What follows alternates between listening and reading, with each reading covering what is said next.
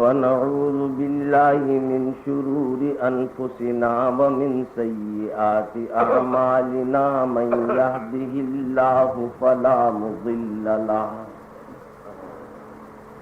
ومن يضلله فلا هادي له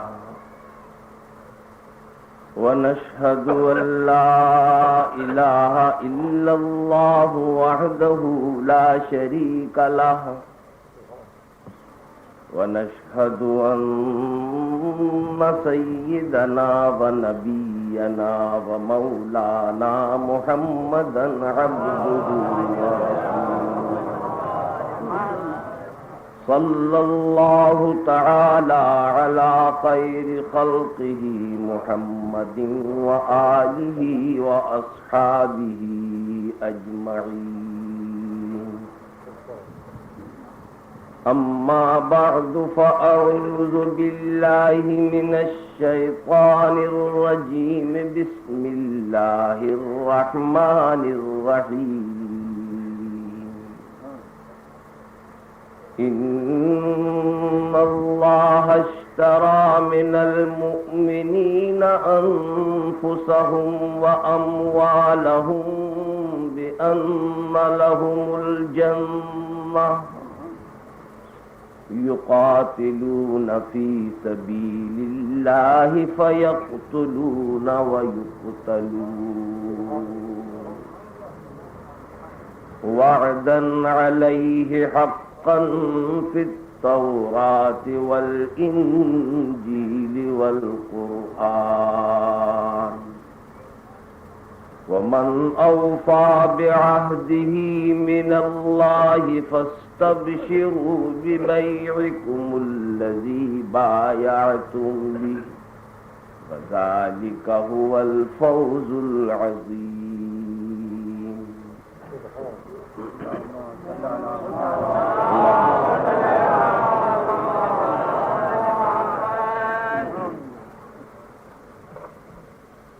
حضرات علماء کرام اور معزز حاضرین مجلس، آج ذکر رسول کی اس مجلس کو دیکھ کر مجھے بے انتہا مسرت اور خوشی ہوئی کہ اس میں مختلف مکاتب فکر کے علماء اور رہنمایان قوم جمع ہے اور حضور اکرم صلی اللہ علیہ وسلم کی سیرت پاک کے لیے اس مجلس میں ہم جمع ہوئے، اور اس مجلس کو دیکھ کر مجھے مسلمانوں کا وہ اتفاق اور اتحاد یاد آ گیا جو پاکستان بننے سے پہلے اور پاکستان بننے کے کچھ روز بعد تک رہا۔ بزم عشرت کہیں ہوتی ہے تو رو دیتا ہوں، بزم عشرت کہیں ہوتی ہے تو رو دیتا ہوں، کوئی گزری ہوئی صحبت مجھے یاد آتی ہے۔ بہرحال اس خوشی کے ساتھ میں دعا بھی کرتا ہوں کہ اللہ تعالی ہمیں اور آپ کو ایک دوسرے سے قریب کرے اور آپس میں ہمیں متفق اور متحد رہنے کی توفیق عطا فرمائے۔ ان چند کلمات کے ساتھ میں اپنے موضوع سے متعلق چند باتیں آپ کی خدمت میں پیش کروں گا، اور میں آپ کا زیادہ طول طویل وقت نہیں۔ جیسا کہ آپ کو معلوم ہے کہ آج کی اس مجلس کا موضوع ہے حضور اکرم صلی اللہ علیہ وسلم کی حیات طیبہ، آپ کے مناقب، آپ کے کمالات، آپ کی سیرت پاک کو بیان۔ اور ظاہر ہے کہ آپ کی 23 سالہ زندگی نہیں بلکہ 63 سالہ زندگی کسی ایک انسان بھی اگر چاہے اپنی زندگی میں بیان کرنا تو ممکن نہیں، بلکہ عمر نوح بھی اسے ملے تو حضور کا ایک کمال بھی نہیں ہے۔ لہذا آج ہمارا مقصد یہ نہیں ہے کہ ہم کسی ایک موضوع پر یا آپ کی زندگی کے کسی ایک گوشے پر سیر حاصل تبصرہ کر سکیں،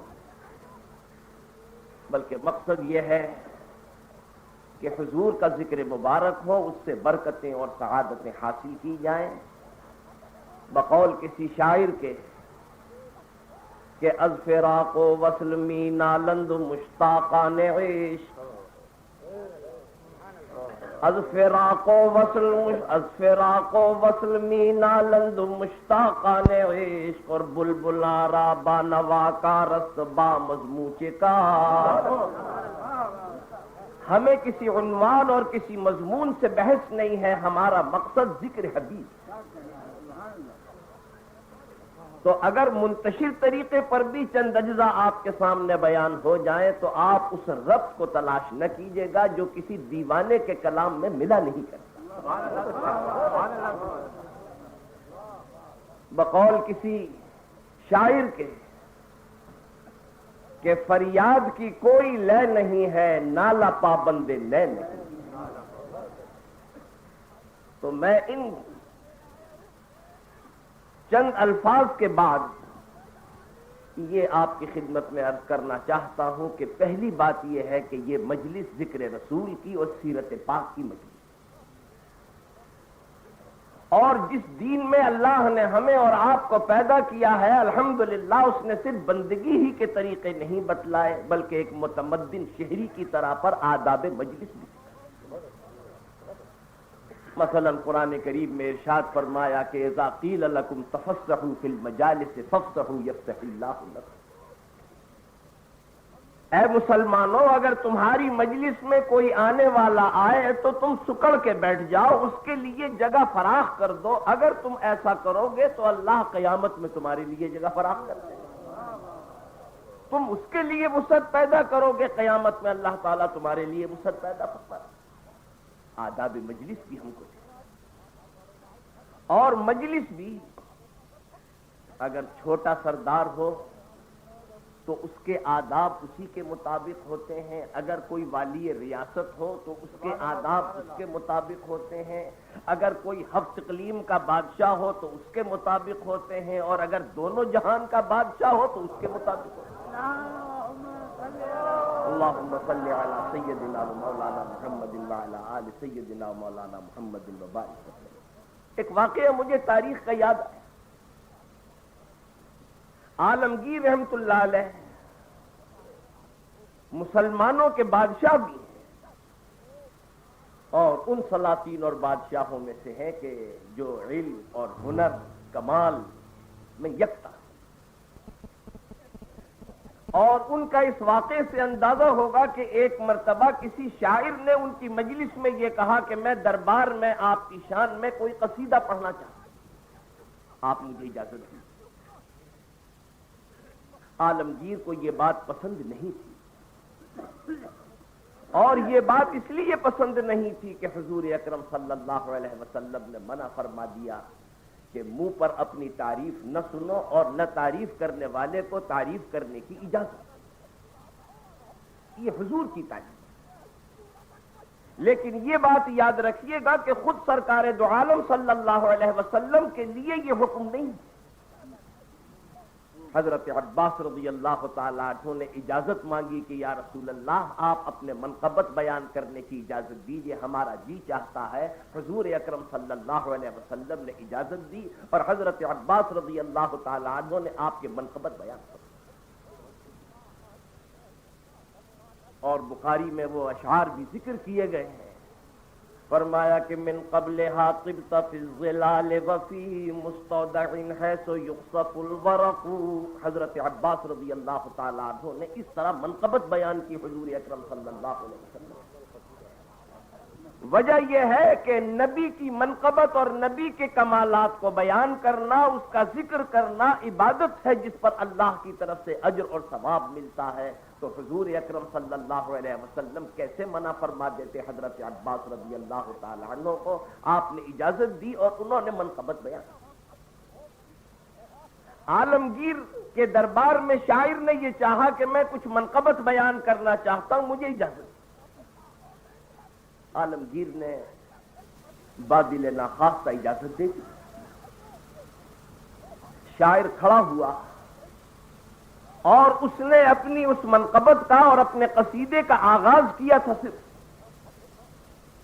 اور وہ یہ تھا کہ اے تاج دولت برسرت، اے تاج دولت برسرت از ابتدا تا انتہا۔ بس اتنا ہی کہنے پایا تھا کہ عالمگیر رحمت اللہ علیہ نے کہا کہ او بے ادب اور گستاخ، تو دربار میں قصیدہ پڑھنے کے قابل نہیں ہے، بیٹھ۔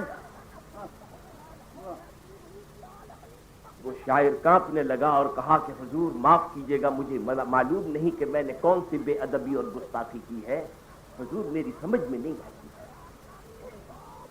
عالمگیر رحمت اللہ علیہ نے یہ کہا کہ تو شاعر ہے اور تجھے اشعار کی تختی کرنا بھی آتی ہے یا نہیں؟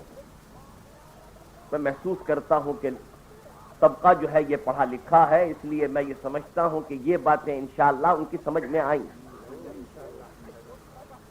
اس لیے کہ بھئی بعض مجمع تو ایسا ہوتا ہے کہ جیسے وہ لکھنؤ میں کسی صاحب نے اپنے کسان سے کہا تھا کہ امسال کشتزار گندم پر تقاطر امطار ہوا یا نہیں،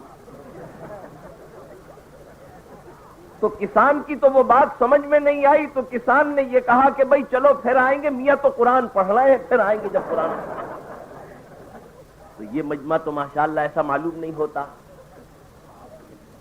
عالمگیر رحمت اللہ علیہ نے یہ کہا کہ تجھے تختی کرنا آتی ہے، تختی کا مطلب ہے اشعار کو تولنا اور اس کے باٹ اور اس کے وزن مقرر ہے، اس کے اوپر تولنا۔ اور بھئی یہ بھی معاف کیجیے گا، یہ بھی اردو، فارسی، عربی شاعری کے لیے میں ذکر کر رہا ہوں، اس لیے کہ ماشاءاللہ انگریزی کی جو شاعری ہے وہ وزن اور باٹ سب سے مستثنی ہے، اس کے لیے نہ کسی بحر کی ضرورت ہے، نہ کسی وزن کی ضرورت ہے، نہ قافیے کی، نہ ردیف کی، وہ بالکل آزاد ہے۔ اور بالکل اسی طریقے سے جس طرح چاول اور دال کو تولنے کے لیے اگر ترازو نہ ہو، باٹ نہ ہو، تو آپ کس طریقے پر کسی کو وزن کر کے اور تول کے دے سکتے ہیں؟ ایسے ہی شاعری کے لیے بھی اوزان مقرر کر دیے گئے، یہ اوزان فاعلات فاعلات فاعلون، جن سے اشعار کو تولا جاتا ہے۔ عالمگیر نے یہ کہا کہ تمہیں وزن کرنا آتا ہے، مجھے اس پر بھی ایک لطیفہ یاد آ گیا، اس لیے کہ آپ کو معلوم ہے کہ شعر و سخن کے امام جن کا فارسی شاعری کے اندر خاص طور پر ایک مجتہد اور امام کا ان کا درجہ ہے، میری مراد ہے خاقانی۔ وہ جب آئے ہیں ایران سے ہندوستان میں تو اس وقت درباری شاعر جو تھے وہ چاہتے یہ تھے کہ ہمارے سوا دربار میں کوئی جائے نہیں، اور خاقانی اس بات کو اچھی طریقے پہ جانتے تھے کہ یہ شاعر، درباری شاعر ہمیں جانے نہیں دے۔ تو ایک مرتبہ خاقانی دربار کے پاس کھڑے ہوئے، جب شاعر نکلے تو ان سے بڑے خستہ زبان میں یہ کہا کہ جی حضور کچھ شعر ویر ہم بھی لکھ لیتے ہیں، اگر آپ ہمارا بھی شعر سن لیں تو ہم آپ کی بڑی مہربانی ہو۔ شاعروں نے بڑی حقارت کی نگاہ سے دیکھا اور یہ کہا کہ اچھا آپ بھی شعر کہتے ہیں؟ خاقانی نے کہا کہ جی حضور ایک شعر لکھا ہے، اگر آپ اجازت دیں تو سنا۔ انہوں نے کہا سناؤ۔ ان کا حضور میں نے یہ شعر لکھا ہے کہ بازار رفتم و خریدم گنا، بازار رفتم و خریدم گنا، قل اعوذ برب الناس ملک الناس الہ الناس من شر الوسواس الخناس الذی یوسوس فی صدور الناس من الجنۃ والناس۔ اس شاعر کو بڑی ہنسی آئی، اس نے کہا یار تو نے آخر میں سین کیوں چھوڑ دیا؟ اس نے کہا کہ بھئی سین میں نے اس لیے چھوڑ دیا کہ سین لگا دیتا تو مصرع بڑھ جاتا۔ ارے تو ظالم، پہلے تو نے ایک مصرع تو ایک بالش کا اور دوسرا ایک لمبا ہاتھ کے برابر تو نے کہہ دیا، تو سین سے کیا بڑھتا؟ وہ سمجھ گیا کہ دراصل یہ کوئی جوکر قسم کا آدمی ہے، اور یہ آدمی اس قابل ہے کہ اگر میں اسے دربار میں لے جاؤں گا تو بادشاہ اس کے کلام کو سن کے بڑا خوش، اور خاقانی اپنے آپ کو چھپانا چاہتا۔ تو اگلے دن یہ درباری شاعر جن کی شامت آنے والی تھی، یہ خاقانی کو دربار میں، اور اپنے آپ بادشاہ کے ساتھ تخت پر بیٹھے اور اس کو بالکل آخری صف کے اندر نیچے کی صف میں بٹھا. خاقانی صبر کے ساتھ وہاں پر بیٹھے رہے. یہ درباری شاعر جب اپنا کلام سنا کے فارغ ہو گئے تو انہوں نے بڑی حقارت کے ساتھ یہ کہا کہ اے فلاں کھڑا ہو جا. یہ بیچارہ کھڑا ہو گیا تو وہ شاعر تو یہ سمجھا تھا کہ بازار رفتم و خریدم گنا سنائے گا، مگر اس کا تو موسم جاتا رہا. اب جب خاقانی کھڑا ہوا تو کھڑے ہو کے اس نے اشعار سنائے اور کہا کہ صف پائیں نشست خاقانی، صف پائیں نشست خاقانی، نہ مرا ننگ نہ ترا ادبس. خاقانی جیسا امام آج نیچے کی صف میں بیٹھا ہوا ہے اور بادشاہ اور درباری شاعر اوپر بیٹھے ہوئے ہیں. تمہارے اوپر بیٹھنے سے تمہارا مرتبہ بڑھ نہیں جاتا، میرے نیچے بیٹھنے سے میرا مرتبہ کم نہیں ہو جاتا.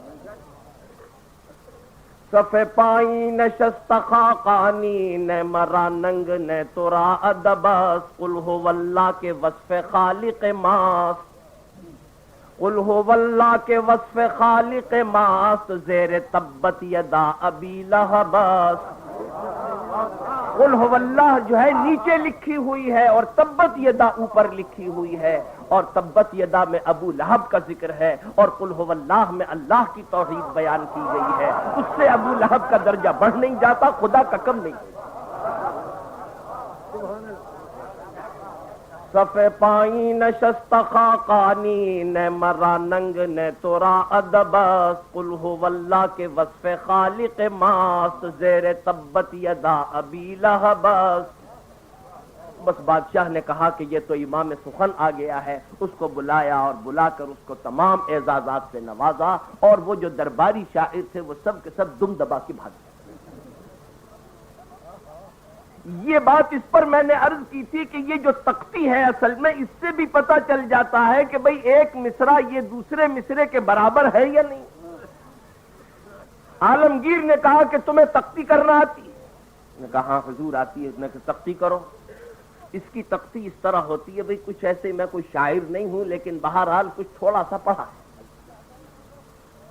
اس کی تختی اس طرح پر ہوتی ہے کہ 4 مرتبہ مستفعلن کہا جائے تو یہ شعر تل جاتا ہے. اے تاج دولت، اے تاج دو مستفعلن، اے تاج دو مستفعلن، لت برسرت مستفعلن، از ابتدا مستفعلن تا انتہا مستفعلن. 4 مرتبہ. عالمگیر نے کہا کہ تجھے شرم نہیں آتی کہ تو ایسے اشعار پڑھتا ہے بادشاہ کی خدمت میں کہ جس کی تختی کے اندر لت بر سرت آتا ہے، جس کے معنی پاؤں تیرے سر. وہ بیچارہ کہنے لگا کہ صاحب میرے تو فرشتوں کو بھی خبر نہیں تھی، میں نے تو تاج دولت کہا تھا، یہ مجھے بھی پتا نہیں تھا کہ دو ادھر آ جائے گا لت ادھر آ جائے گا. یہ بھی لیکن آپ یہ اندازہ لگائیے کہ بادشاہوں کی شان میں، تعظیم اور تکریم میں کیسی کیسی نزاکتیں ہیں کہ اس کی تختی کے اندر بھی لت برسرت نہیں آتا. خلیفہ ہارون الرشید کا واقعہ لکھا ہے کہ اس کا ایک بیٹا جو تھا وہ اپنی خاندانی بیوی سے تھا اور دوسرا بیٹا جو تھا کنیز سے تھا، اور کنیز سے بڑی محبت کرتا. ایک دن کنیز نے یہ شکایت کی کہ کیا وجہ کہ مجھ سے محبت آپ زیادہ کرتے ہیں مگر میرے بیٹے کو نہیں چاہتے. اس نے کہا بھئی وجہ یہ ہے کہ اس بیٹے کے اندر جو یہ میری خاندانی بیوی سے ہے اس میں ایسے کمالات ہیں جو اس بچے میں. اور کہو تو تجربہ کرا دوں تو بادشاہ نے اپنے پاس کچھ مسواکیں منگا کے رکھے اور دونوں بیٹوں کو بلایا. ایک کو باہر بٹھا دیا، پہلے بلایا اس کو جو کنیز کے پیٹ سے تھا اس کو بلایا اور باندی کے سامنے پوچھا کہ ماں حاضی یہ کیا ہے؟ تو اس نے سادگی کے ساتھ جواب دے دیا کہ حاضی مساویق. مساویق مسواک کی جمع ہے. اس نے کہا کہ یہ مسواک ہیں. خلیفہ ہارون الرشید نے کہا کہ اچھا تم جاؤ دوسرے کو بھیجو. وہ آیا اور اس سے پوچھا کہ ماں حاضی یہ کیا ہے؟ سوچنے لگا کہ یہ جواب میں دے رہا ہوں باپ کو، اور باپ کی عظمت ہونی چاہیے بیٹے کے دل میں۔ اگر میں مساویق کہتا ہوں تو بے شک مساویق مسواک کی جمع تو ہے، لیکن جو عربی جانتے ہیں انہیں معلوم ہے کہ مساوی سو کی جمع ہے، اور سو کے معنی ہے عیب، اور کاف اگر خطاب کا لیا جائے تو مساویق کا ترجمہ ہوگا یہ تیرے عیوب ہے۔ لہذا باپ کو ایسے لفظ کے ساتھ جواب نہیں دینا چاہیے کہ جس میں لغت کے اعتبار سے کوئی دوسرا پہلو برائی کا اور مذمت کا نہیں۔ تو اس بیٹے نے سوچا اور سوچ کے یہ کہا کہ حاذہ ضد و محاسنی، حاذہ ضد و محاسنی، کہ یہ آپ کے محاسن کی ضد ہے، مساویق نہیں کہا۔ خلیفہ نے کہا کہ دیکھو اس بچے کے اندر جو جوہر ہے وہ اس میں نظر نہیں آتا ہے۔ قرآن کریم نے اسی قسم کی تعظیم اور اسی قسم کا ادب ہم کو سکھلایا۔ فرمایا کہ یا ایھا الذین آمنوا لا تقولوا راعنا وقولوا انظرنا واسمعوا وللکافرین عذاب علیم۔ اے ایمان والو، تم اپنے نبی کو راعنا مت کہا کرو، اس کی جگہ انظرنا کا لفظ استعمال کیا کرو۔ راعنا میں ایک پہلو مذمت کا نکلتا، اس لیے کہ راعنا جو ہے اس میں ایک پہلو ہے، یہ لفظ ہے رعایت سے، اور راعنا کا ترجمہ یہ ہے کہ آپ ہماری طرف التفات فرمائیے، توجہ فرمائیے، لیکن اس میں دوسرا پہلو یہ ہے کہ یہ لفظ رعونت سے بنتا ہے، اور راعنا کا ترجمہ ہوگا اے رعونت والے، اور ظاہر ہے یہ بے ادب۔ مسلمانوں کو تعلیم دی کہ نبی کے شان میں ایسا لفظ ہی مت استعمال کرو کہ اگرچہ تمہارا ارادہ بے ادبی کا نہ ہو، مگر لغت میں اس کے معنی اگر بے ادبی کے نکلتے ہو وہ لفظ بھی نبی کی شان میں۔ تو میرے دوستوں، میں یہ عرض کر رہا تھا کہ اگر ان بادشاہوں کی اور سلاطین کی مجلسوں میں ایسی نزاکتیں ہیں تعظیم کے اندر، تو سرکار دو عالم صلی اللہ علیہ وسلم، جن کی جو دونوں جہان کے بادشاہ ہیں، ان کی مجلس کے آداب کتنے ہوں گے۔ خیر، تو میں یہ عرض کر رہا تھا کہ یہ مجلس بڑی سعادتوں سے اور برکتوں سے بھری ہوئی ہے، اس لیے کہ یہ دونوں جہان کے بادشاہ محمد الرسول اللہ صلی اللہ علیہ وسلم کی مجلس ہے۔ اللہم صلی علی سیدنا۔ باقی یہ جو میں ابھی عرض کر رہا تھا کہ حضور کی سیرت پاک میں سے، آپ کی زندگی کے گوشے میں سے کوئی ایک گوشہ میں بیان کرنا چاہتا ہوں۔ اور جس طرح میرے دوستو، کبھی آپ بچوں سے یہ کہا کرتے ہوں گے کہ بتاؤ اماں اچھی ہیں یا ابا اچھی، اور دونوں موجود ہوں، تو اس بچے کے لیے مشکل ہو جاتا ہے، وہ کبھی ماں کو دیکھتا ہے کبھی باپ کو دیکھتا ہے، اس لیے کہ وہ یہ چاہتا ہے یہ دونوں چیزیں ایسی، ان میں انتخاب نہیں ہوتا۔ باپ سے پوچھئے کہ وہ اپنی اولاد میں انتخاب کرے تو وہ انتخاب نہیں کر سکتا، کسی شاعر سے پوچھئے کہ وہ اپنے کلام میں انتخاب کرے، وہ نہیں کر سکتا۔ وجہ یہ ہے سب سے محبت۔ اسی طریقے سے میرے دوستو، اگر حضور کی سیرت پاک میں سے ہم اور آپ انتخاب کرنے کے لیے بیٹھیں تو حقیقت میں یہ کام بڑا دشوار ہے، لیکن دشوار ہونے کے باوجود مولویوں نے پھر بھی حضور کی سیرت پاک میں سے انتخاب کر ہی لیا۔ کیسے؟ اگر آپ کسی سے یہ پوچھئے کہ بھئی حضور کی کون کون سی سنتیں ہیں تو وہ کہیں گے ایک دعوت کا قبول کرنا، دوسرے ہدیے کا قبول کر، اور تیسری بات اپنی بیویوں سے اور ازواج سے دلچسپی لینا۔ بڑا اچھا آپ نے انتخاب کیا، شیروں کے انتخاب نے رسوا کیا۔ ایک شخص سے یہ پوچھا تھا کہ بھئی یہ سارا کا سارا قرآن کریم جو ہے اس کی کچھ آیتیں تمہیں یاد ہیں؟ کہنے لگے جی 3 آیتیں یاد ہیں۔ وہ انتخاب سنیے، بڑا اچھا ہے۔ اس نے کہا کہ ایک آیت مجھے قرآن کی یہ یاد ہے کہ کلو وشربو، کھاؤ پیو مزے کرو۔ اور بھی کوئی یاد ہے؟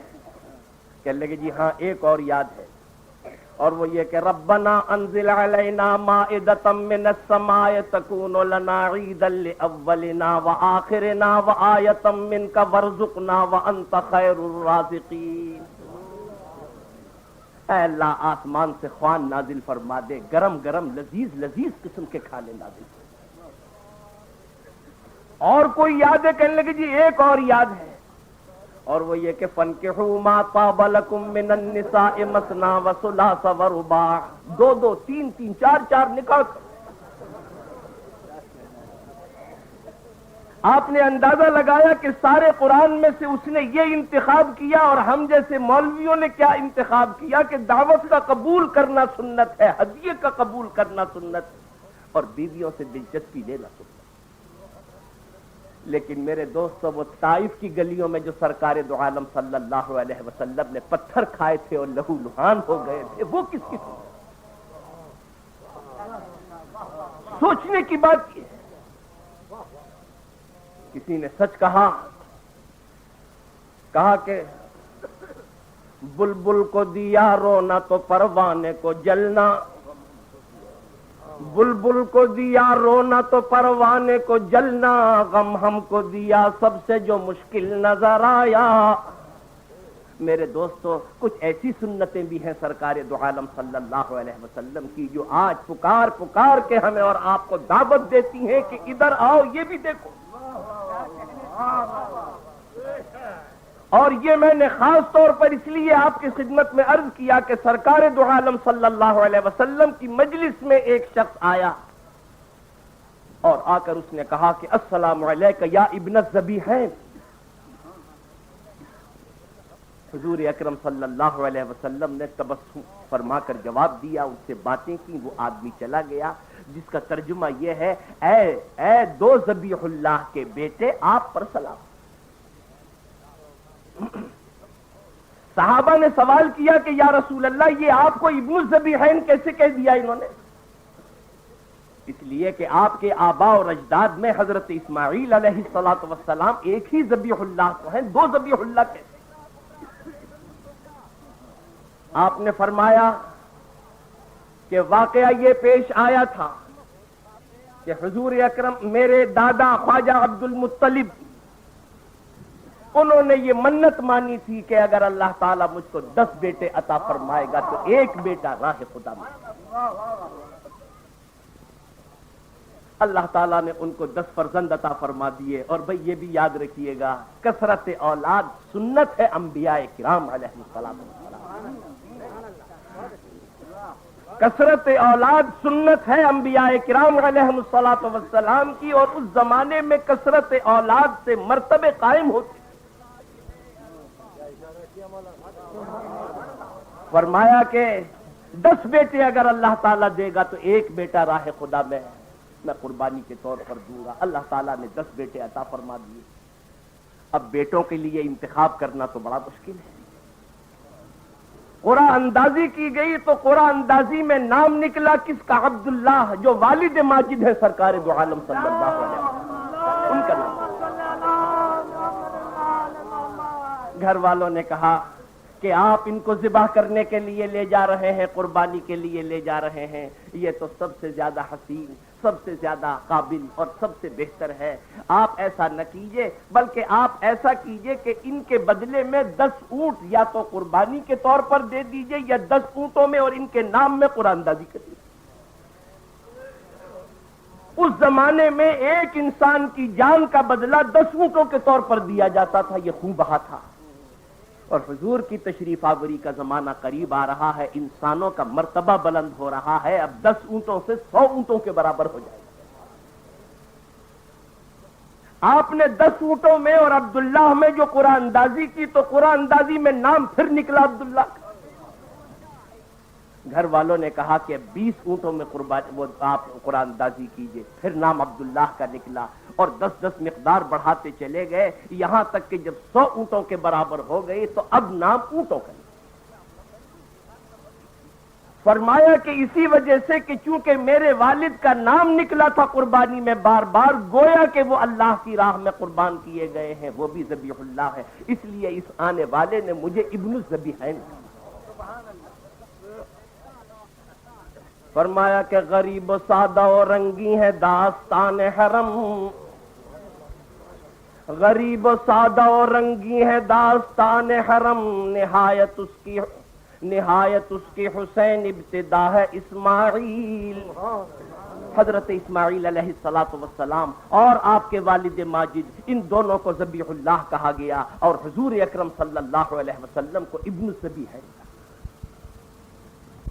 تو میرے دوستو میں یہ عرض کر رہا تھا کہ حضور اکرم صلی اللہ علیہ وسلم کی سیرت پاک میں آپ کی سنتوں میں سے ایک شعبہ یہ بھی ہے کہ حضور اکرم صلی اللہ علیہ وسلم نے راہ حق میں کیسی کیسی تکلیفیں اٹھائیں اور کیسی کیسی مشقتیں اٹھائیں. مجھے بڑی خوشی ہے کہ حضور اکرم صلی اللہ علیہ وسلم کے خاندان میں سے آپ کی اولاد میں سے حضرت امام حسین رضی اللہ تعالیٰ عنہ کو اللہ تعالیٰ نے حضور اکرم صلی اللہ علیہ وسلم کی اس تمنا کے اوپر عمل کرنے کی توفیق عطا فرمائی کہ وہ راہ خدا میں شہید ہوئے اور وہ جام شہادت نوش فرمایا. جس کی تمنا حضور نے فرمائی تھی وہ شرف اللہ تعالیٰ نے حضرت امام حسین کو عطا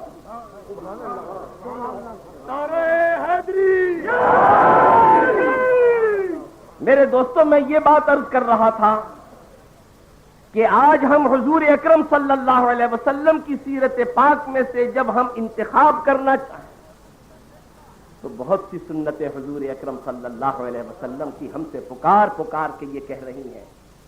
فرمایا کہ دست گلچی پھر رہا ہے شاخ گل پر بے دریغ. دست گلچی پھر رہا ہے شاخ گل پر بے دریغ. کون سنتا ہے چمن میں اندلی بیزار کی. حضرت امام حسین رضی اللہ تعالیٰ عنہ کو معلوم تھا کہ کیا تمنا تھی سرکار دو عالم صلی اللہ علیہ وسلم کی. انہوں نے اللہ کی راہ میں وہ تکلیفیں اور مشقتیں اٹھائیں. تو میرے دوستو جہاں ہم اور آپ نبی کی ان سنتوں کو ہم مضبوطی سے پکڑے ہوئے ہیں میں یہ نہیں کہتا کہ ان کو چھوڑ دو, لیکن میرے دوستو طائف کی گلیوں میں جو سرکار دو عالم صلی اللہ علیہ وسلم نے پتھر کھائے ہیں, آپ کی ایڑیوں سے لہو بہ رہا ہے, آپ تھک کر بیٹھ جاتے ہیں اور پھر کھڑے ہو کر آپ چلتے ہیں, یہ بھی تو سنت حضور اکرم صلی اللہ علیہ وسلم کی.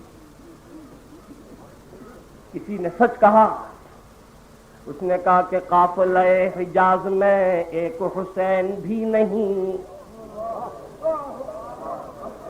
قافلہ حجاز میں ایک حسین بھی نہیں, گرچہ ہے تابدار ابھی گیسوئے دجلہ و فرات.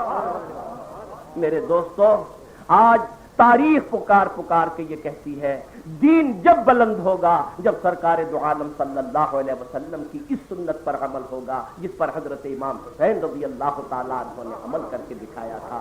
تو میرے دوستو میں سیرت پاک کے سب گوشوں کو نہیں بیان کر سکتا, میں نے صرف اشارہ کر دیا ہے کہ آج حضور کی وہ سنتیں ہمیں اور آپ کو پکار پکار کے یہ کہہ رہی ہیں کہ نہ لائے تاب جو غم کی وہ میرا رازدہ کیوں ہو. آج وہ سنتیں پکار پکار کے کہہ رہی ہیں کہ اسلام تم سے اسی قسم کی قربانی چاہتا ہے, اور اگر تم اس قسم کی قربانی نہیں دے سکتے ہو تو بہتر یہ ہے کہ تم اسلام سے نام کرو.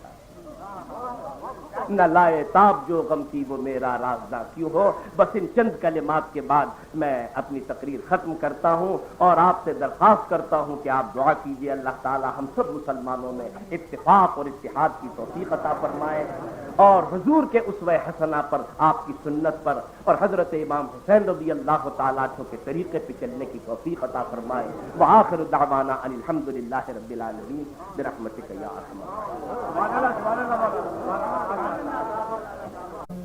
الراحمین. بسم اللہ الرحمن الرحیم. الحمدللہ والصلاة والسلام على عباده الذين اصطفى. اما بعد فقد قال الله سبحانه وتعالى في محكم كتابه الحكيم لا يحسبن الذين كفروا انما نملي لهم خير لانفسهم انما نملي لهم ليزدادوا اثما ولهم عذاب مهين. ما كان الله ليذر المؤمنين على ما أنتم عليه حتى يميز الخبيث من الطيب وما كان الله ليطلعكم على الغيب ولكن الله يجتبي من رسله من يشاء. حضرات علماء کرام، خواتین و حاضرین، میرا سب سے پہلے یہ فریضہ ہوگا کہ میں اپنے ان مہمانوں کا شکریہ ادا کروں کہ جنہوں نے زحمت فرمائی، خصوصاً حضرت مولانا عبدالحامد بدایونی صاحب اور حضرت مولانا احتشام الحق صاحب تھانوی نے جس تعلق خاطر سے اس جلسے میں شرکت کی ہے اور جس جوش ولا میں یہ تقریریں ہوئی ہیں، میں یقیناً تہ دل سے، صمیم قلب سے ان کی خدمت میں ہدیہ تشکر کو پیش کرتا ہوں. یہ آج کی بات دلوں میں رہ جائے گی کہ اگر صدق دل سے یہ کوشش کی جائے کہ کسی مرکز پر ہم جمع ہو سکتے ہیں تو یقیناً ایسی کوشش رائگاں نہیں جائے گی. ظاہر ہے کہ اب اس کے بعد اور گفتگو صرف تعارف و رسم کا باعث بنے گی. میرے پاس وقت کم ہے، کام زیادہ ہے. کچھ مسائل کو آپ کے سامنے رکھنا چاہتا ہوں اور کچھ مسائل کو آپ کے ذریعے سے کہیں تک پہنچانا چاہتا ہوں تاکہ اس امر کا احساس ہو جائے کہ ہمارا مقصد واحد کیا ہے. عزیزان گرامی، سب سے پہلے میں حضرت مولانا احتشام الحق تھانوی صاحب قبلہ کی خدمت میں یہ عرض کروں کہ جس مجمع سے وہ خطاب کر رہے تھے وہ ہمارا بہترین دل و دماغ کا حامل مجمع ہے اور جس مجمع پر مجھے ہمیشہ ناز رہا ہے. یہ بڑی دور دور سے جمع ہوئے ہیں اور انہوں نے یقیناً آپ کے ایک ایک جملے کو نہ صرف سمجھنے کی کوشش کی ہے بلکہ ان جملوں کی ان گہرائیوں تک جانے کی کوشش کی ہے کہ جن گہرائیوں تک آپ مجمع کو پہنچانا چاہتے ہیں.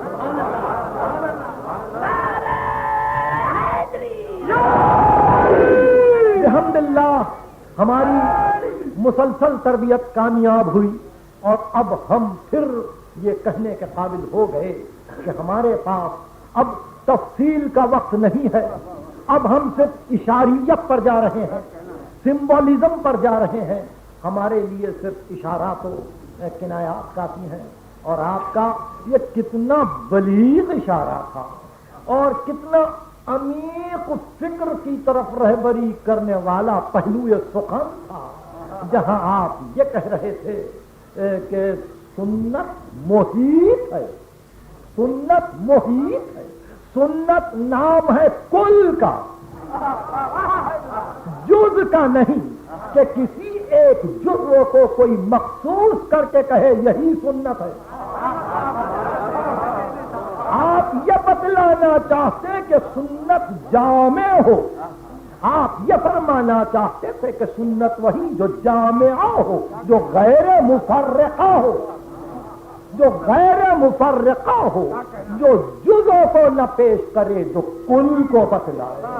سنت وہی ہو جہاں اٹھنا بیٹھنا سونا جاگنا چلنا پھرنا، جہاں بچپن جوانی ضعیفی انقباض انبساط سکوت تکلم سفر حضر جنگ صلح وہ سب پر محیط ہو جائے. اور اس طرح سنت کا ذکر کرنے والے یا سنت پر بنائے استنباط استحکام رکھنے والے جزوں کو سامنے نہ رکھیں بلکہ کل کو سامنے رکھ کر ایک محیط زندگی پر غور و فکر کریں.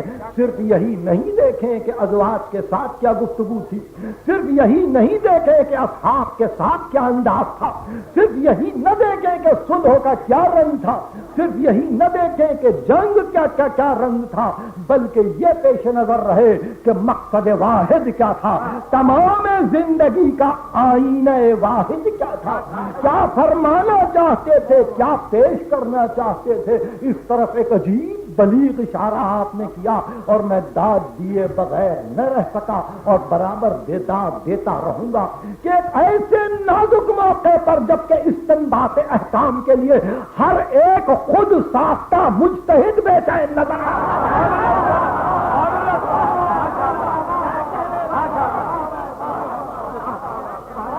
ایسے موقع پر جبکہ علوم فقہی کا درک نہیں ہے، ایسے موقع پر جبکہ اصول فقہ سے آگاہی نہیں ہے، ایسے موقع پر جبکہ صرف و نحو سے آگے بڑھ کر معنی و بیان، منطق و تفسیر، کلام، اور پھر آگے بڑھ کر علم رجال، اور پھر آگے بڑھ کر مزاج سخن راں اور مزاج سخن گو سے کما حق ہوں واقفیت نہیں ہے، وہاں ادعائے تفسیر بھی، وہاں ادعائے تقریر اور یہ تصور بھی کہ ہم استنباط کریں گے، وہاں یہ خیال بھی کہ ہم اپنے قیاس سے احکام کو زمانہ ساز بنا لیں گے، تو میں یہ سمجھنے پر مجبور ہوں حضرت مولانا احتشام الحق تھانوی صاحب قبلہ کہ آپ کا فرمان بالکل بجا ہے کہ جیسے جیسے دنیا آگے بڑھتی جا رہی ہے اور یہ امنگ پیدا ہو رہی ہے کہ ہم اپنے زمانے کے مطابق احکام کو ڈھال لیں گے، تو وہ مجبور ہو جاتے ہیں اس بات پر کہ سنت کے کسی جزو کو لے لیں، کل کو لے نہیں سکتے، کل پہ قابو پا نہیں سکتے، کل پہ محیط ہو نہیں سکتے، اس لیے کہ نہ قرآن فہمی کی توفیق اللہ نے عطا کی ہے، نہ حدیث کے مزاج سے آشنا ہے، نہ وحی کی کیفیت کو جانتے ہیں کہ خود وحی کا مزاج کیا ہے۔ یہ کوئی آسان بات تو تھی نہیں، نظروں کا یہ عالم ہے، نظروں کا یہ عالم ہے کہ نگاہیں انتہائی حیرانی کے عالم میں اور انتہائی خوف کے عالم میں ایک طرف اشتراکیت کے بڑھتے ہوئے سیلاب پر لگی ہوئی ہیں کہ دیکھو کس طرح سے آتا ہے، اور دوسری طرف خدایان سرمایہ داریت پر نگاہیں جمی ہوئی ہیں کہ دیکھو وہ کیا دیتے ہیں اور کیا مانگتے ہیں، اور تیسری طرف یہ خیال ہے کہ کہیں ایسا نہ ہو کہ ہم کو اس دور میں، کہیں ہم کو اس سفر میں کوئی پیچھے نہ ڈھکیل دے۔ یہ گھبراہٹ نے، اس حیرانی نے یہ سمجھنے پر ان کو مجبور کر دیا کہ کہیں ہم اس پریشانی میں اس لیے تو مبتلا نہیں ہے کہ مسلمان ہیں، کہیں ہماری تباہی کا یہ باعث تو نہیں ہے کہ ہم ابھی مذہب رکھتے ہیں، ہم ابھی دین کے پابند ہیں۔ دیکھو وہ بے دین تھے، وہ آگے بڑھ گئے، دیکھو وہ لامذہب تھے، وہ آگے بڑھ گئے، اور ہم مسلمان، ہم قار مذلت میں جا رہے ہیں، ہمارے پاس نہ ایٹمک انرجی کی تحقیقات ہے، نہ ہمارے پاس کوئی جانے والا چاند تک جاتا ہے، نہ ہمارے پاس کوئی تحقیقات جدیدہ کی طبیعت عادی معلوم ہوتی ہے۔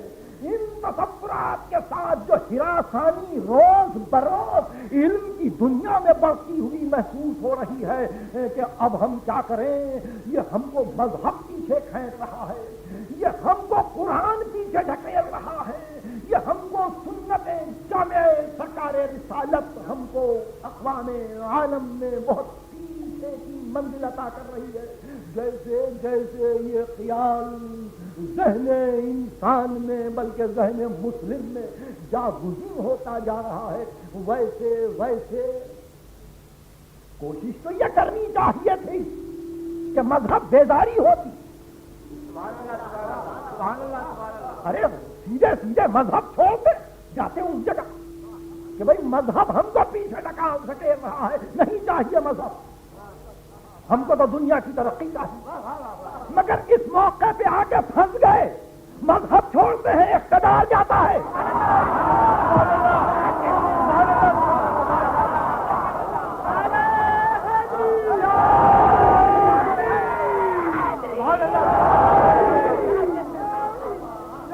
اب آپ نے مذہب چھوڑتے ہیں اقتدار جاتا ہے، اس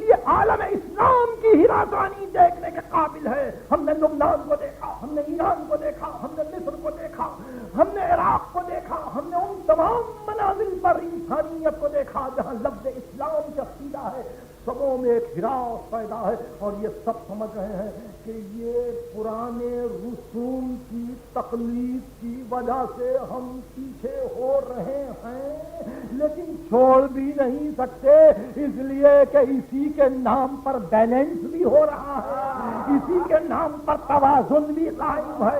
مشرق وسطیٰ میں اسلام ہی اسلام نظر آ رہا ہے، تو اب بجز اس کے کوئی صورت نہیں تھی کہ اسلام کو توڑ موڑ کر ایک ایسے قالب میں ڈالا جائے، ایک ایسے سانچے میں ڈالا جائے جہاں سے سانچہ کھولنے کے بعد اب جو اسلام نکلے، اب جو اسلام نکلے تو لبس الاسلام لبس الفرد مقلوبہ، تو ایسا معلوم ہوگا کہ دیوانے نے الٹی پوستین پہن رکھا۔ ایسے موقع پر جب ہم گفتگو کرتے ہیں تو سب سے پہلے اس امر کی وضاحت ہو جانی چاہیے یہاں یا سردار، اس امر کی وضاحت ہو جانی چاہیے کہ ہمارا کام علمی مباحث میں آنا ہے، ہمارا کام علمی منازل کو واضح کرنا ہے، ہمارا کام یہ ہے کہ ہم یہ بتلا دیں غلطی یہاں ہو رہی ہے، لیکن ہمارے علمی مباحث کا کبھی کسی وقت کسی عام یہ مطلب نہیں ہوگا کہ ہم اقتدار چاہتے ہیں، ہم کو اقتدار سے کوئی ربط نہیں، رہے اقتدار جس کے پاس ہے اسی کے پاس وہی شوق سے کار فرما ہو، لیکن ہم صرف اتنا بتلانا چاہتے ہیں کہ اگر یہ غلطی بنیادی آج قائم ہو گئی کہ زمانہ اپنی ہر تبدیلی پر احکام قرآن کو بدلتا جائے اور زمانہ اپنی ہر کروٹ پر سنت رسول سے ایک نئے حکم کا استنباط کرے اور علماء ماضی کے نظر انداز کر دیے جائیں اور گزشتہ فقہ کو دور سے سلام کیا جائے، تو اس کا نتیجہ آج تو کچھ دیر کے لیے سکون بخش معلوم ہوگا، مگر اس کے بعد ہر کروٹ پر آنے والے یہی کہیں گے پھر بدلو۔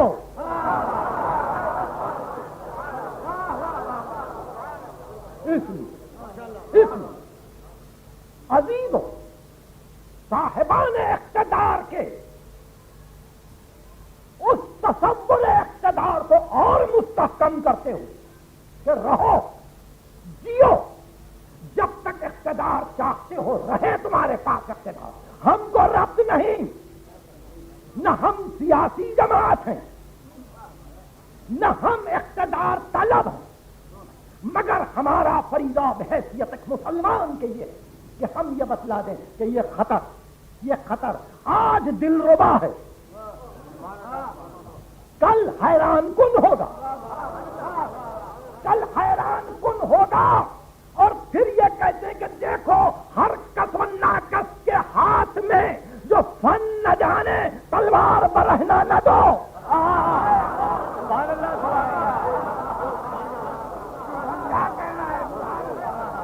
یہ بڑی جسارت ہوگی اگر کوئی یہ کہہ دے کہ یہاں سے حلت کو بدل رہا ہوں، یہاں سے حرمت کو بدل رہا ہوں، تو بظاہر تو یہ امر آج آسان نظر آئے گا، لیکن معلوم نہیں کل کی کروٹ اور کیا بات پیدا کر دے۔ اس لیے اچھا ہے جس کو دنیا چاہے حلال رکھنا حلال رکھے، جس کو دنیا چاہے حرام قرار دینا اپنی مصلحت سے حرام قرار دے، مگر اپنی حلال کی ہوئی شے کو حلال محمد نہ کہے، اپنی حرام کی ہوئی شے کو حرام محمد نہ کہے۔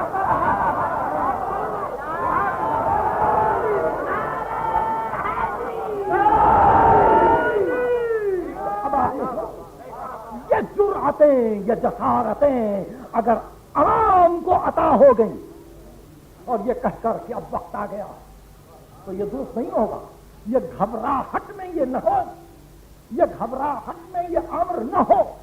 دیکھو یہ حیرانی کا وقت نہیں ہے، دنیا ترقی کرتی ہے، کرنے دو، کرنے دو، آگے بڑھتی ہے، آگے بڑھنے دو، مگر تم کو کیا معلوم ہے کہ ان ترقیوں کے پیچھے کیا ہے؟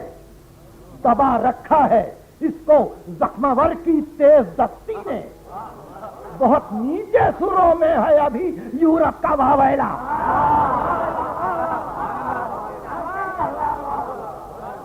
دبا رکھا ہے اس کو زخمور کی تیز دستی نے۔ بہت نیچے سروں میں ہے ابھی یورپ کا واویلا۔ آپ واویلا کو سن نہیں رہے ہیں اس تہذیب و تمدن کے، ان کی تیز رفتار صنعتوں میں ابھی وہ واویلا کی آوازیں چھپی ہوئی ہیں۔ آپ صنعتوں کو دیکھ رہے ہیں مگر ان کے اس دل کے اضطراب کو نہیں دیکھ رہے ہیں جہاں سکون کا نام و نشان نہیں ہے۔ یہاں آپ کے پاس یقیناً ترقیاں نہیں ہیں مگر کلمہ طیبہ نے دل کو وہ سکون عطا کیا ہے کہ جس سکون کو دنیا کی کوئی طاقت چھین نہیں سکتی۔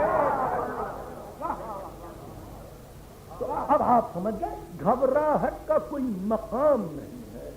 اور پھر یہ نظر، عجیب نظر جب پڑتی ہے یورپ پر، جب پڑتی ہے امریکہ، اب جب نظر اٹھتی ہے تو سوائے زہرا و عطارد کے تو نظر آتا ہی نہیں۔ کہتے ہیں وہ تو وہاں تک چلے گئے، وہ تو وہاں تک چلے گئے، وہ چاند تک گئے، زہرا تک گئے، عطارد تک گئے، انہوں نے فضاؤں کو ناپ لیا، انہوں نے زمین کو چھان دیا، انہوں نے ہواؤں میں پرواز کی، ہم کچھ نہیں، ہم کچھ نہیں۔ تو بھائی ہم کچھ نہیں، کیا اس کا الزام قرآن پر ہے؟ ہم کچھ نہیں، کیا اس کا الزام مذہب پر ہے؟ وہ رومن کیتھولک پریزیڈنٹ اپنی مذہبیت کے باوجود متمدن دنیا کا وہ نجم اعظم مانا جاتا ہے، وہ ستارہ اعظم مانا جاتا ہے کہ جہاں وہ عبادت بھی کرے، ترقیوں کا ساتھ بھی دے، خود چرچ میں جائے اور خود پابند عبادت۔ ایک وہ بھی ہے اور ایک ہم ہیں کہ اقبال کہتے ہیں افرنگ سے خود بے خبرت کرد وگرنا، اے بندہ مومن تو بشیری تو نذیری۔ افرنگ نے اتنا بے خبر کر دیا کہ تم سے ڈرانے والے، تم سے بشارت دینے والے، مگر نگاہیں وہیں جمی رہیں۔ باہر صورت مختصر سے وقت میں عرض کرنا ہے، اتنا کہہ کے آگے بڑھ جاتا ہوں۔ کر بلبل و طاؤس کی تخلیق سے توبہ، بلبل فقط آواز ہے، طاؤس فقط رنگ۔ کر بلبل و طاؤس کی تخلیق سے توبہ، بلبل فقط آواز ہے، طاؤس فقط رنگ۔ اس لیے دوسروں کی تقلید کی ضرورت نہیں، دوسروں کی تقلید کی ضرورت نہیں۔ اب رہ گیا مقام اجتہاد، تو دروازہ کھلنا چاہیے مگر ان لوگوں پر جو مبادیات سے واقف، جو علوم کو طول میں سمجھ رہے ہوں، جو ایک علم کے بعد دوسرے علم کو حاصل کر چکے ہیں اور سب سے بڑھ کر مزاج معصوم سے آشنا، مزاج وحی سے آشنا ہو۔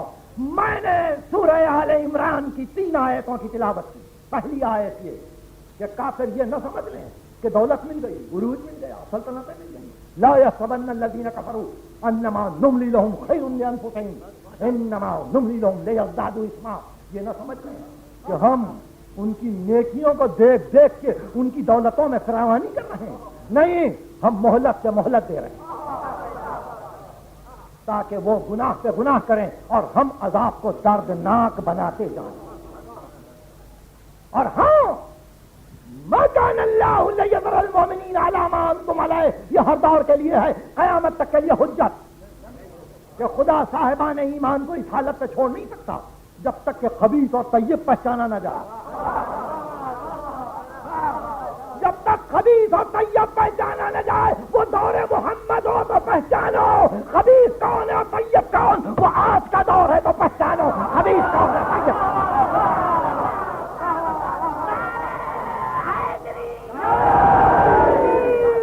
ما كان الله ليذر المؤمنين على ما انتم عليه حتى يميز الخبيث من الطيب۔ خبیث اور طیب کو تو پہچانو کہ کیا چیز جائز ہے، کیا چیز ناجائز۔ کیا چیز حلال ہے، کیا چیز حرام، کیا چیز پاک ہے، کیا چیز ناپاک، کون سی چیز مضر ہے، کون سی چیز مفید. فقط اس اعتبار سے نہ دیکھو کہ میرے تعلق سے کیا چیز مضر ہے، اس اعتبار سے نہ دیکھو کہ میرے تعلق سے کیا چیز مفید ہے. عالمینی نگاہ سے دیکھو. رب العالمین نے وحی بھیجی رحمت للعالمین پر، اس لیے نگاہ میں مصلحت عالمینی ہو. اپنی نسبت سے مسائل کو نہ دیکھو کہ ہمارے لحاظ سے یہ مسئلہ کیا ہونا چاہیے، غلط. عالمینی اعتبار سے دیکھو. حسد سے دل اگر افسردہ ہے گھر میں تماشا ہو کہ چشم تنگ شاید کثرت نظارہ سے واقع. تو ایسی منزل پر عالمی نگاہ چاہیے تاکہ اس عالمی رحمت کو دیکھو جس رحمت کی بنا پر خبیث کے لیے خباثت اور طیب کے لیے اس کے طیب اور پاک و پاکیزہ ہونے کا حکم دیا گیا، اس کے طیب ہونے کا حکم دیا گیا. تو پھر ارشاد ہوا کہ پھر یہ بھی علم ہر کس و ناقص کو نہیں دیتے. ما کان اللہ لیطلعکم علی الغیب، پہچانوا دیں گے کہ خبیث کیا ہے اور طیب کیا، مگر باوجود اس کے کہ ہر جگہ ہے، ہر بندے کے کان میں جا کے نہیں کہیں گے یہ حرام ہے یہ حلال ہے. باوجود اس کے کہ فَأَيْنَمَا تُوَلُّوا فَثَمَّ وَجْهُ اللَّهِ، جدھر متوجہ ہو جاؤ روح خدا موجود ہے. نحن اقرب الیکم من حبل الورید، ہم تمہاری رگے گردن سے قریب ہیں. اس کے باوجود تم سے نہیں کہیں گے، تم سے نہیں کہیں گے کہ کیوں؟ اس لیے کہ یہ وہ غائب ہے، یہ وہ غائب ہے جو تمہاری نظر سے پنہا ہے، یہ وہ غائب ہے جو تمہاری عقل سے نہا ہے، یہ وہ غائب ہے جو تمہارے شعور سے ورے ہے، یہ وہ غائب ہے جس کو تمہارا ادراک پا نہیں سکتا. لیکن اللہ یجتبی من رسلہ من یشاء، لیکن خدا جس کو چاہتا ہے جب چاہتا ہے رسولوں میں سے کسی کو مجتبی کر لیتا. میں اپنے مقصود پا گیا. رسولوں میں جس کو مجتبی کرتا ہے وحی کی دولت سے مالا مال کرتا ہے اور اس وحی کے ذریعے سے اس کو کائنات کا علم عطا کرتا ہے، کائنات کا علم عطا کرتا ہے عالمینی نسبتوں کے ساتھ، عالمینی اضافتوں کے ساتھ کہ حرام کیا ہے تو مصلحت وقتی نہیں، حلال کیا ہے تو مفاد ذاتی نہیں، بلکہ شخصی مصلحتوں سے بڑا، وقتی مفادات سے بہت دور. یہ حکم ہر وقت کے لیے ہے، عالمینی ہے. اس لیے حبیب ان کو بتلا دو، ان کو بتلا دو حبیب اب تم ہمارے اور ان کے درمیان واسطہ ہو. ان کو نہیں کہتے، تم کو کہتے ہیں. تم کہہ دو ان سے کہ یہ پاک ہے یہ ناپاک، اور اگر اس پر عمل نہیں کریں گے تو نقصان ان کا ہوگا حبیب. وَمَن يُشَاقِقِ الرَّسُولَ مِن بَعْدِ مَا تَبَيَّنَ لَهُ الْهُدَىٰ وَيَتَّبِعْ غَيْرَ سَبِيلِ الْمُؤْمِنِينَ نُوَلِّهِ مَا تَوَلَّىٰ وَنُصْلِهِ جَهَنَّمَ وَسَاءَتْ مَصِيرًا. جو رسول سے بگاڑ کے جائے اور صاحبان ایمان کے راستے سے راستہ الگ کر لے تو منہ موڑ کے جانے والے کو ہماری قدرت واپس نہیں لائے گی. اگرچہ اختیار رکھتے ہیں، جبر سے راستہ بتلا سکتے ہیں، مگر حبیب جو تجھ سے بگڑے اس کو واپس نہیں لائیں گے. نُوَلِّهِ مَا تَوَلَّىٰ، جدھر منہ موڑ کے جاتا ہے جانے دیں گے. جاؤ نُصْلِهِ جہنم وَسَاءَتْ مَصِيرًا. کیا برا مستقر ہے، کیا برا مقام ہے. تو وہاں تک جانا ہے. ان کو جو رسول سے منہ موڑے نہیں، وہ یتبع غیر سبیل المؤمنین، اور صاحبان ایمان کے راستے سے ہٹ جائے، ایک نیا راستہ نکالے. اس لیے میرا معروضہ یہ ہوگا ایسے موقع پر کہ ملت اسلامیہ کو اور زیادہ مستحکم طریقے پر اگر خطرات سے بچانا ہے، خطرات سے سرمایہ داری کے اور خطرات سے اشتراکیت کے، تو بجائے اس کے کہ اسلام میں لچک پیدا کی جائے، ان پر تو اور سختی کے ساتھ اسلام کو اس طرح سے رکھ دیا جائے، اسلام پر ان کو اتنا پابند بنایا جائے کہ اس سے اٹھتے بیٹھتے چلتے پھرتے یہ ہم وقتی طور پر اپنے آپ کو مسلم سمجھیں. اس وقت مسجد میں مسلم نہ رہیں, فقط رات کی تنہائی میں مسلم نہ رہیں, تجارت گاہ میں مسلم رہیں.